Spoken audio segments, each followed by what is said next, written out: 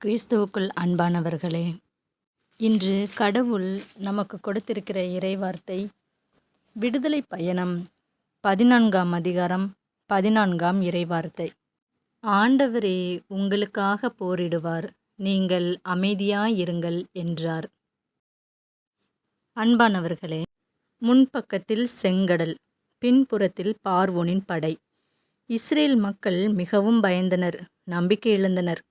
அப்போது மோசே இந்த வசனத்தை கூறி அவர்களுக்கு நம்பிக்கையை தருகிறார். ஆண்டவரே உங்களுக்காக போரிடுவார், நீங்கள் அமைதியாயிருங்கள் என்ற வசனத்தை கூறி அவர்களுக்கு நம்பிக்கையை தருகிறார். நம் வாழ்க்கையிலும் பலவிதமான பிரச்சனைகள், எதிரிகள், கடன் சிக்கல்கள், குடும்ப பிரச்சனைகள் நம் முன்னாலும் பின்னாலும் நம்மை நெருக்குகின்றன. நாம் எங்கேயும் ஓடவோ பயப்படவோ தேவையில்லை. தேவனை மட்டுமே நம்பி அமைதியாக இருந்தாலே போதும்.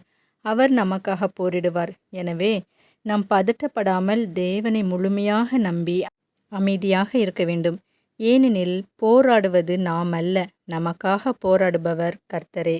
இந்த வார்த்தைகள் உங்களை தொட்டால் லைக் பண்ணுங்க, மற்றவர்களும் பயனடைய ஷேர் பண்ணுங்க. தினமும் இந்த வீடியோ உங்களுக்கு கிடைக்க சப்ஸ்கிரைப் பண்ணுங்க.